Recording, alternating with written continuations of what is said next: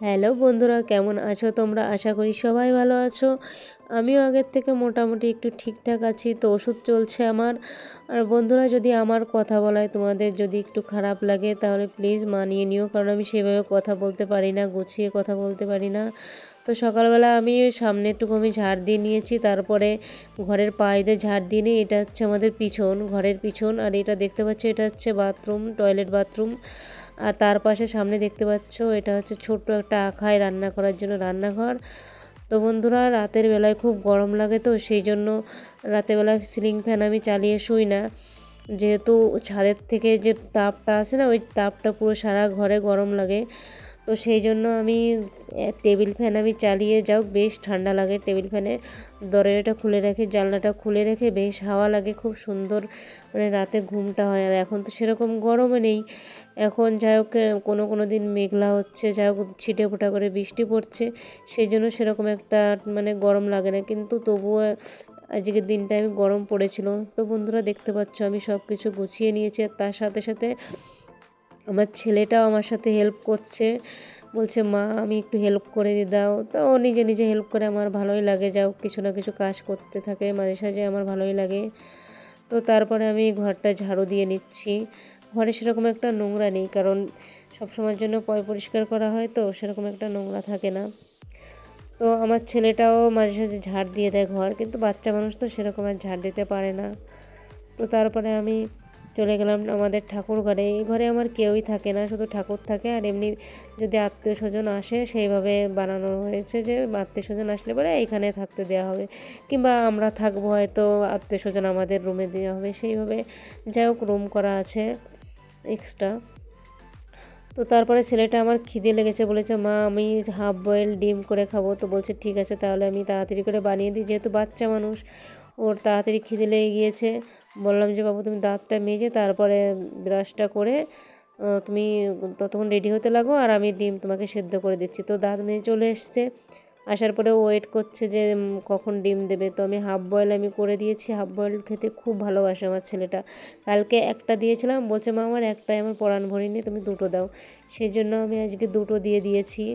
যাই হোক, আমি তো ডিম খেতে পারবো না, আমার খেতে খুব মন করে হাফ বয়েল ডিম খেতে, কিন্তু কিছু করার নেই বলো, যদি খাই না আমার গলা বুক জ্বলে যাবে। আর আমার গ্যাস হয়েছে, অতিরিক্ত গ্যাস, মানে যেরকম সেরকম গ্যাস না, মানে ব্যথা শুরু হয়ে যাবে, পেটে ব্যথা, পিঠে ব্যথা শুরু হয়ে যাবে কিছু খেলে পরে। তো তারপরে বন্ধুরা আমি স্নান করে নিয়েছি, স্নান টান করার পরে জামা কাপড় মেলে দিচ্ছি। দেওয়ার পরে দেখো কি রান্না হয়েছে, এটা রান্না হয়েছে ইঁচড়। তো ভেবেছিলাম মুরগির ছাল দিয়ে ইঁচড় রান্না করব, কিন্তু গিয়েছিলাম যে বাড়িতে মুরগির ছাল ছাড়ে সেই বাড়িতে গিয়েছিলাম, কিন্তু পাইনি। তো তারপরে ঘরে ডিম আনা ছিল, ভাবলাম কি ডিম দিয়ে আমি রান্না করি। একটা ডিম পুরো ফাটিয়ে দিয়েছিলাম, আর 3টে ডিম রান্না করেছিলাম। আর দেখতে পাচ্ছ এটা হচ্ছে মালপোয়া পিঠা। তো আমি মাথায় তারপরে চিরুনি দিয়েছিলাম না, সেজন্য চিরুনি দিয়ে দিলাম। দিয়ে আমাদের রেশন তুলতে যেতে হবে, কারণ আজকে আমাদের রেশন দিচ্ছে, বাড়িতে কেউ নেই, সেই জন্য আমাকেই যেতে হবে রেশন তুলতে।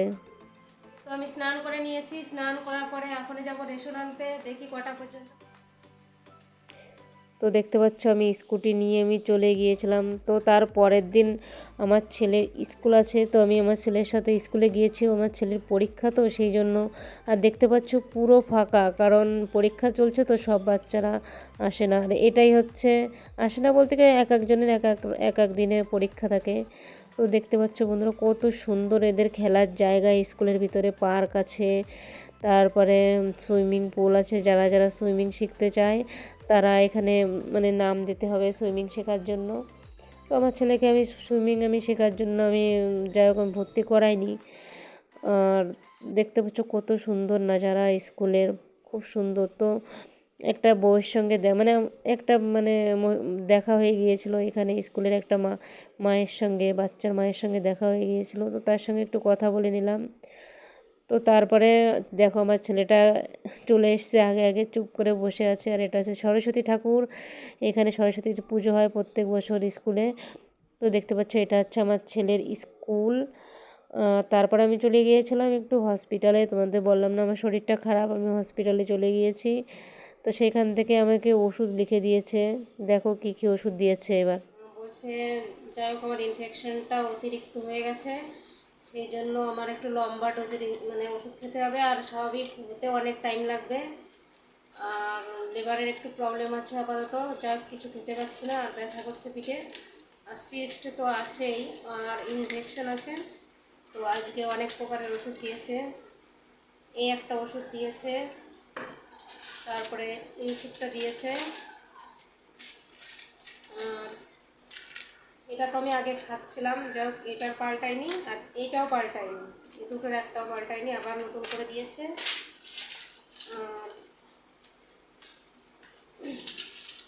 আর এই ওষুধটা নতুন করে দিয়েছে। এতগুলো ওষুধ দিয়েছে, আর বড় একটা বোতল তো আছেই।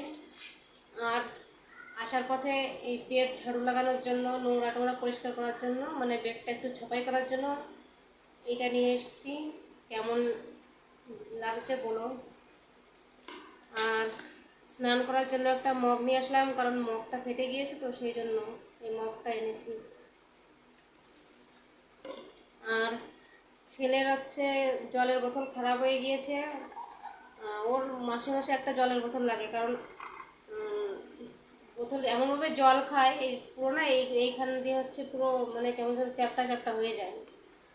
তো বোতলে মাসে একটা করে জলের বোতল লাগে, কারণ এরকম পুরো চ্যাপটা হয়ে যায়, ব্যাগের ভেতর রাখে বোতলগুলো একদম খুব খারাপভাবে অবস্থা করে রেখে দেয়। আর ছেলের জন্য কিছু খাবার এনেছিলাম, তো সেগুলো আর ও খেয়ে নিয়েছে।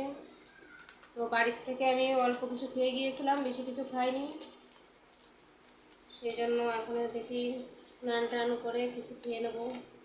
আর বন্ধুরা, এই যে খাটটা তোমরা দেখতে পাচ্ছ, এই খাটটা পরশুদিনকে আমাদের বাড়িতে দিয়ে গেছে। তো কেমন লাগছে খাটটা একটু জানিও সবাই। আর সবাই প্লিজ প্লিজ সবাই পাশে থেকো, আমার সাথে থেকো, আমিও সাপোর্ট করব তোমাদের। সবাই সবার পাশে যদি থাকা যায়, তাহলে সবাই জীবন চ্যানেলটাকে সবাই এগিয়ে নিয়ে যেতে পারবে।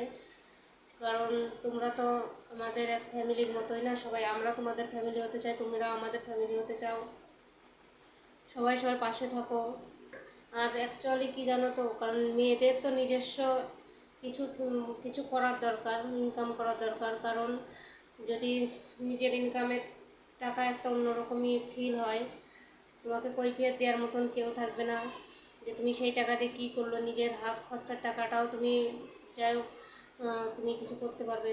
তো দেখি ভগবান কতদূর কী করে, আর তোমাদের সাপোর্ট ছাড়া তো কোনোভাবেই সম্ভব নয়। আর তোমরা যদি সাপোর্ট না করো, তাহলে পরে ভিডিও আমার বানিয়ে কোনো লাভ নেই। বন্ধুরা, আমার বৌমার একটু সাপোর্ট করিও, বাড়ি একটু আশা করে করতেছে, তোমরা একটু সাপোর্ট। তারপর আমার শাশুড়ি মা চলে যাচ্ছে ননদ বাড়িতে, আর পাশের বাড়ির একটা বউ পাতা ঝাড় দিচ্ছে। তো বন্ধু, তোমরা ভালো থেকো, সুস্থ থেকো, নিজেদের শরীরে ধ্যান রেখো।